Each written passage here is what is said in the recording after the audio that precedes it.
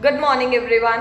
Today I am here to continue with the chapter National Income. Today's topic is domestic territory. What is the meaning of domestic territory? It refers to the political frontiers or the boundaries of a country. आज हमने topic में क्या पढ़ना है कि ऐसे कौन कौन सी चीजें हैं जिन्हें हम डोमेस्टिक टेरिटरी में इंक्लूड करते हैं. कुछ एक्टिविटीज इंटरनेशनल लेवल पर हो रही हैं, बट वो किसके मतलब उन्हें किसमें इंक्लूड किया जाएगा? डोमेस्टिक टेरिटरी में इंक्लूड किया जाएगा. Domestic territory means the political frontiers of a country.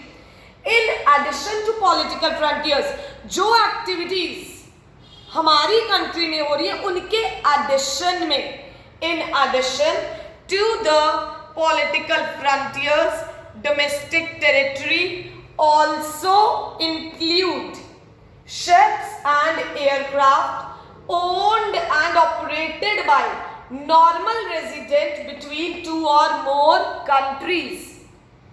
कोई शिप, कोई प्लेन, अगर सपोज एयर इंडिया का प्लेन है और वो कहाँ फ्लाई कर रहा है, that is your Russia and Japan. Plane कहाँ का है? एयर इंडिया का. तो कहाँ फ्लाई कर रहा है? रशिया और जापान में. बट वो किसकी टेरिटरी में इंक्लूड होगा? इंडिया की. अब प्लेन है, शिप्स हैं, तो ऑब्वियस ही चीज है इंडिया में थोड़ी फ्लाई करेंगी. ऑब्वियस है, बाहर के पैसेंजर्स हैं, बाहर भी तो सर्विसेज दे रहे हैं. तो दैट इज कि एयर इंडिया का प्लेन कहां पर अगर फ्लाई कर रही है? रशिया एंड जापान के बीच में. तो वो किसकी डोमेस्टिक टेरिटरी में आएगा? इंडिया की. In addition to the political frontiers, कि हमारे पॉलिटिकल फ्रंटियर्स के एडिशन में कुछ चीजें ऐसी भी हैं जो भले ही ऑपरेट बाहर हो रही हैं, बट वो किसकी टेरिटरी में आएंगी? इंडिया की. That is Air India, that is the plane operated by Air India between Russia and Japan are a part of domestic territory of India. Plane operated by Singapore Airways operated between India and Japan are a part of domestic territory of Singapore because it is Singapore Airways. तो अगर जो ships हैं, aircraft हैं, अगर वो दो या दो से ज्यादा कंट्रीज जिनमें भी ऑपरेट हो रहे हैं, लेकिन वो प्लेन जहां का है, तो वो उसी कंट्री की डोमेस्टिक टेरिटरी में क्या होगा? इंक्लूड होगा. फिशिंग वेसल्स क्या होते हैं? Fishing vessels that is the ships, boats that is used to catch the fish in the sea, rivers, lakes. So that is fishing vessels. Oil and natural gas rigs, that is the oil and natural gas rigs are the platforms that is underwater. किसके लिए? Petroleum, natural gas को extract करने के लिए. Oil and natural gas rigs, floating platforms operated by the resident of the country in the international water. एक चीज हमने यहां भी पढ़ी, नॉर्मल रेजिडेंट. ये भी आ रहा है रेजिडेंट. कौन है ये रेजिडेंट? नॉर्मल रेजिडेंट कौन होता है? वो ऐसा पर्सन है या कोई इंस्टीट्यूशन जो किसी कंट्री में 1 साल से ज्यादा के लिए रह रहे हैं, या फिर और उनका बिजनेस भी उसी पर्टिकुलर कंट्री में, earning that is source of livelihood भी वहीं पर है, तो वो पर्सन उस कंट्री का क्या बन जाता है? Normal resident. A person who is living in one country for more than 1 year and also earning source भी वहीं पर है, तो वो वहां का क्या कहलाया जाएगा? नॉर्मल रेजिडेंट कहलाया जाएगा. ये अभी हम नेक्स्ट टॉपिक में डिस्कस करेंगे. तो क्या है हमारे पास? That is fishing vessels, oil and natural gas rigs, floating platforms operated by the resident of a country in the international waters. For example, fishing boats operated by the Indian fishermen in the international water of Indian Ocean. Fishing boats कौन operate कर रहा है? Indian fisherman. भले ही वो international water, Indian ocean is an international water only, अगर Indian fisherman boats को operate कर रहे इंडियन ओशन में, तो वो कहाँ की, किसकी डोमेस्टिक टेरिटरी में आएंगे? दैट इज योर इंडिया की डोमेस्टिक टेरिटरी में आएंगे. Fishing boats operated by Indian fisherman in the international waters, that is they have the exclusive right of operation there. तो इसीलिए उन्हें किसकी टेरिटरी में इंक्लूड किया जाएगा? जहां पर वो ऑपरेट कर रहे हैं. एक लाइन हमेशा याद रखना, इन एडिशन. तो पॉलिटिकल फ्रंटियर्स के एडिशन में ये चीजें भी किसकी टेरिटरी में आएंगी? हमारी टेरिटरी में. Embassies, consulates and military establishments of a country located abroad. Consulate क्या है? It is an office or a building used by the government to reside in a foreign country to promote the interest of a country to which they belong. Consulates कौन होते हैं? कि हमारा कोई office, हमारी embassy बाहर की country में है, कि हमारे कुछ लोग हमारी कंट्री को बाहर क्या कर रहे हैं? प्रमोट कर रहे हैं. अब जैसे किसी ने अमेरिका जाना है तो उनका इंटरव्यू लेना, तो अमेरिका की एम्बेसी इंडिया में है वीजा वगैरह लगवाने के लिए. Embassies, consulates and military establishments of a country located abroad. अगर इंडियन एम्बेसी रशिया में है, बट वो कहां पर आएगी? That is it will be included in the domestic territory of India only because they are promoting the interest of, that is they are promoting the interest of their own country. मतलब कि वो किसको, जहां से वो belong कर रहे हैं उसी के लिए ही तो काम कर रहे हैं. तो that is your Indian embassy in Russia is a part of domestic territory of India. Russian embassy in India, Russian embassy in India, तो वो हमारी डोमेस्टिक टेरिटरी में नहीं आएगी. ये याद रखना. In addition to political frontiers, जो हमारी कंट्री में वो तो है ही है, बट अगर हमारी एम्बेसी रशिया में है तो वो भी किस में इंक्लूड होगी? दैट इज किसकी टेरिटरी में आएगी? इंडिया की डोमेस्टिक टेरिटरी में ही आएगी. उसके बाद क्या है हमारे पास? That is your domestic territory does not include. Does not include में क्या आता है हमारे पास? कि डोमेस्टिक टेरिटरी में क्या क्या इंक्लूड नहीं होगा. तो क्या लिखा है हमारे पास कि डोमेस्टिक टेरिटरी में क्या क्या इंक्लूड नहीं होगा? Embassies, consulates and military establishment of a foreign country. अगर कोई एम्बेसी फॉरेन की है, जापानीज एम्बेसी इन इंडिया, तो वो हमारी डोमेस्टिक टेरिटरी में इंक्लूड नहीं होगी. स्पेसिफिकली मेंशन्ड है डोमेस्टिक टेरिटरी में क्या क्या नहीं आएगा. That is embassies, consulates and military establishments of a country, that is your foreign country. अगर कोई फॉरेन की एम्बेसी इंडिया में है तो वो हमारी टेरिटरी में इंक्लूड नहीं होगी. International organisations like UNO, WHO located within the geographical boundaries of a country. UNO, WHO ये इंटरनेशनल ऑर्गेनाइजेशंस हैं. भले ही हमारी कंट्री में लोकेटेड हैं with in the geographical boundary, अगर हमारी कंट्री के बाउंड्री में भी लोकेटेड हैं, लेकिन ये हमारी टेरिटरी में इंक्लूड नहीं होंगी बिकॉज ये क्या है? इंटरनेशनल ऑर्गेनाइजेशंस हैं. हम कुछ एग्जांपल्स देखते हैं. Please go through these examples. That is your whether these will be included in the domestic territory or not. Indian company in London. Indian company तो है but कहाँ पर है? लंदन में. तो वो हमारी डोमेस्टिक टेरिटरी में इंक्लूड नहीं होगी. सिर्फ क्या क्या चीजें आएंगी हमारी टेरिटरी में? Ships and aircraft owned and operated by the normal resident. Ships and aircraft, क्योंकि वो शिप कहाँ की है? Air India. Is it clear? अगर कोई इंडियन शिप है, अगर कोई इंडियन एयरक्राफ्ट है और वो किन्हीं दो कंट्रीज में ऑपरेट कर रहे हैं, तो वो लेकिन कहाँ की डोमेस्टिक टेरिटरी में आएंगे? हमारी टेरिटरी में। Fishing vessels, oil and natural gas rigs, ये क्या है? एडिशंस दिए गए स्पेसिफिकली मेंशन करके।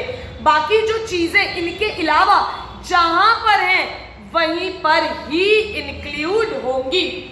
इंडियन कंपनी इन लंदन तो हमारी टेरिटरी में नहीं आएगी। माइक्रोसॉफ्ट ऑफिस इन इंडिया तो हमारी ही टेरिटरी में आएगा। Russian embassy in India Russia में इंक्लूड होगी, हमारी में इंक्लूड नहीं होगी। Branch of foreign bank in India, branch of foreign bank in India, ये हमारी टेरिटरी में ही इंक्लूड होगा बिकॉज ब्रांच कहां पर है? इंडिया में। इंडियन एम्बेसी इन जापान तो ये भी हमारी एम्बेसी है, दैट इज हमारी टेरिटरी में इंक्लूड होगी।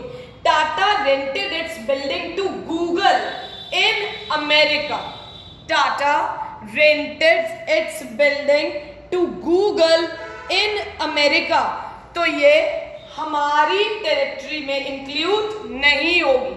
Company in India owned by a Japanese, company तो इंडिया में है तो ये हमारी टेरिटरी में इंक्लूड होगी। मेन आपको 3 पॉइंट्स याद रखने हैं। जो चीज हमारी कंट्री में है वो हमारी कंट्री में ही रहेगी, उनके एडिशन में। और क्या क्या इंक्लूड होगा हमारी कंट्री में? शिप्स एंड एयरक्राफ्ट जो हमारी कंट्री के हैं, fishing vessel, oil and natural gas rigs, floating platforms जिन्हें हमारे रेजिडेंट ऑपरेट कर रहे हैं, भले इंटरनेशनल वाटर में कर रहे हो, वो भी हमारी टेरिटरी में इंक्लूड होंगे। कोई एम्बेसी, कोई कॉन्सुलेट्स या मिलिट्री एस्टैब्लिशमेंट्स अगर हमारी कंट्री की है, इंडियन एम्बेसी है, तो वो हमारी टेरिटरी में इंक्लूड होगी। और क्या चीजें हमारी टेरिटरी में नहीं होंगी? अगर यूएनओ ऑफिस इंडिया में भी है बट वो हमारा मतलब वो क्या है? एक इंटरनेशनल ऑर्गेनाइजेशन है, तो उसे हमारी डोमेस्टिक टेरिटरी में इंक्लूड नहीं किया जाएगा। या कोई एम्बेसी, कॉन्सुलेट या मिलिट्री एस्टैब्लिशमेंट कोई फॉरेन कंट्री की, कोई फॉरेन की एम्बेसी अगर इंडिया में है, उसे भी हमारी टेरिटरी में इंक्लूड नहीं किया जाएगा।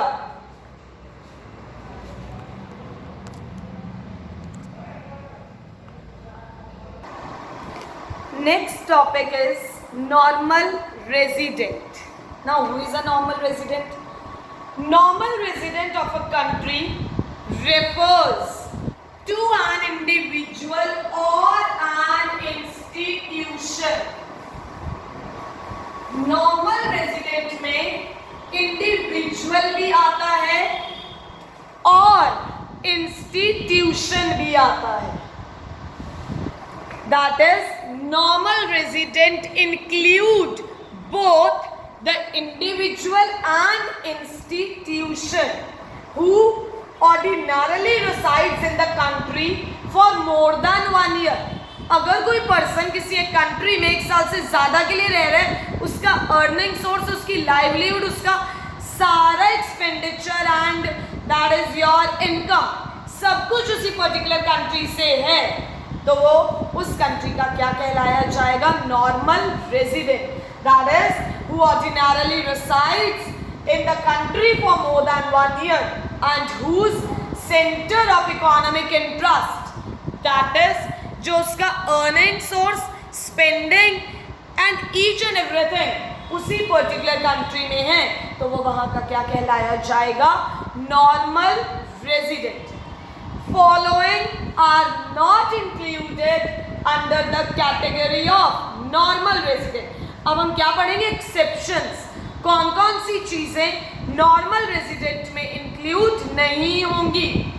Number 1, foreign tourist and visitors who visit a country, जो कोई घूमने के लिए या मतलब पर्टिकुलर कोई मेडिकल ट्रीटमेंट के लिए, स्टडीज के लिए, स्पोर्ट्स के लिए, कॉन्फ्रेंस के लिए, मीटिंग्स के लिए फॉरेन कंट्री में गए हैं, तो उसे हम नॉर्मल रेजिडेंट में, वो इंडिया के मतलब जहां पर भी वो गया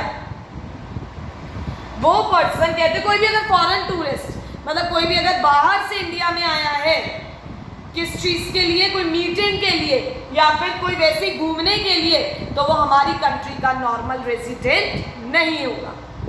foreign staff of embassies, foreign staff of embassy, officials, diplomats and members of the armed forces of a foreign country located in a given country. कोई foreign staff है embassy का, foreign staff of embassies क्या है हमारे पास? कोई भी foreign staff foreign country का अगर हमारी country में काम कर रहा है तो वो हमारे नॉर्मल रेजिडेंट में इंक्लूड नहीं होगा. नेक्स्ट क्या है? इंटरनेशनल ऑर्गेनाइजेशंस जैसे कि UNO, WHO are not considered because normal resident में इंडिविजुअल्स भी आते हैं और इंस्टीट्यूशंस भी. तो जो ये यूएनओ है, WHO है, they are not considered as normal resident of the country in which they operate. वो कहाँ के नॉर्मल रेजिडेंट होंगे? जहां की वो ऑर्गेनाइजेशन है. दैट इज यूएनओ ऑफिस अगर इंडिया में है तो वो इंडिया का नॉर्मल रेजिडेंट नहीं होगा. नॉर्मल रेजिडेंट में इंडिविजुअल्स भी आते हैं और इंस्टीट्यूशंस भी. The main thing to remember, employees of international organisations, employees अगर कोई यूएनओ ऑफिस में काम कर रहा है, employees of international organization are considered as resident of the country to which they belong. कोई भी अमेरिकन यूएनओ ऑफिस में इंडिया में काम कर रहा है तो वो हमारा नॉर्मल रेजिडेंट नहीं है. but if that employee is working for more than 1 year, then such international in such international institution, then they become the normal resident in which such institution is located. अगर mentioned है for more than 1 year he is working in that international organization, that is for more than 1 year if it is mentioned, then तो वो क्या होगा? फिर वो normal resident में include होगा. I am repeating it again. Employees of the international organisation are considered as the resident of the country to which they belong and not of the international area. कोई भी international organisation है, UNO office में कोई American काम कर रहा है India में, he will be treated as normal resident of America. But if it is mentioned that if that employee is working for more than 1 year in such institution, that is international institution, then he will become the normal resident of a country in which such institutions are located. Example, an American working in UNO office in India for more than 1 year, then he will be treated as normal resident of India. तो वो कहाँ का resident कहलाया जाएगा? That is your. तब वो क्या कहलाया जाएगा? इंडिया का रेजिडेंट कहलाया जाएगा.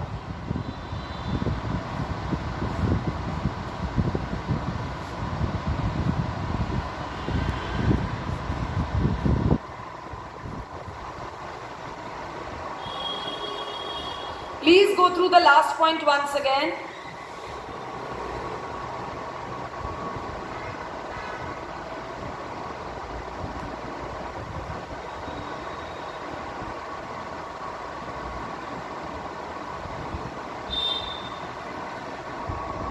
Next point is crew members of foreign vessels, commercial travelers, seasonal workers, जो पर्टिकुलर सीजन के लिए किसी कंट्री में जाते हैं, काम करते हैं पर्टिकुलर सीजन के लिए, provided their stay is less than 1 year, तो वो भी नॉर्मल रेजिडेंट ऑफ इंडिया में इंक्लूड नहीं होंगे.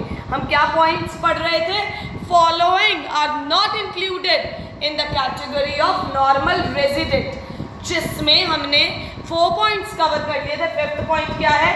कि जो क्रू मेंबर्स है फॉरेन वेसल्स के, या कोई कमर्शियल ट्रैवलर है कि सिर्फ बिजनेस के लिए आ जा रहा है, या सीजनल वर्कर है, provided their stay is less than 1 year, तो वो भी नॉर्मल रेजिडेंट में इंक्लूड नहीं होगा. Border worker who live near the international border, और वो रेगुलर बेसिस पर बॉर्डर क्रॉस करते हैं, बट सिर्फ वर्क के लिए they will be treated as normal resident where they live, not where they work. वो कहाँ के नॉर्मल रेजिडेंट में इंक्लूड होंगे? जहां पर वो रहते हैं। सिर्फ वो काम करने के लिए तो जा रहे हैं, उनकी स्पेंडिंग कहाँ पर है? अपनी कंट्री में। वो खा कहाँ रहे हैं? अपनी कंट्री में। सिर्फ काम करने ही तो जा रहे हैं, रह कहाँ रहे हैं? अपनी कंट्री में। सिर्फ बॉर्डर क्रॉस करते हैं, that is on regular basis, तो वो वही के नॉर्मल रेजिडेंट होंगे जहां वो रहते हैं, ना कि वहां जहां वो काम करते हैं। नेक्स्ट क्या है? सिटीजनशिप। सिटीजनशिप और एक है रेजिडेंटशिप। सिटीजनशिप एक लीगल कॉन्सेप्ट है, रेजिडेंटशिप एक इकोनॉमिक कॉन्सेप्ट है।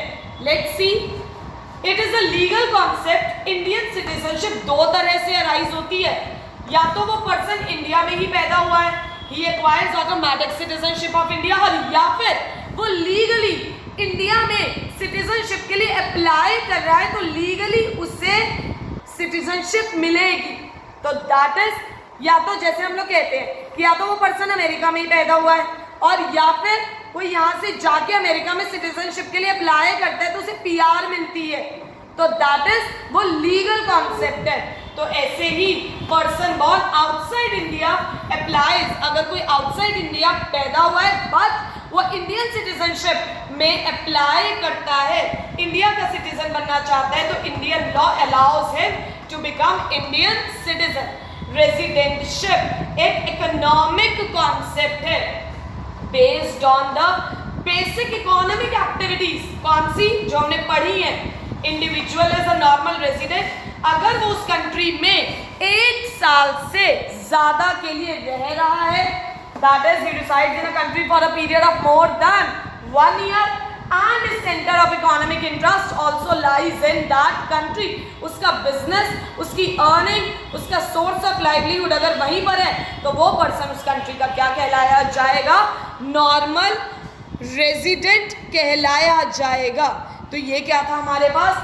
Citizenship and residentship. Please go through the topic, stay safe, study well, take care, thank you.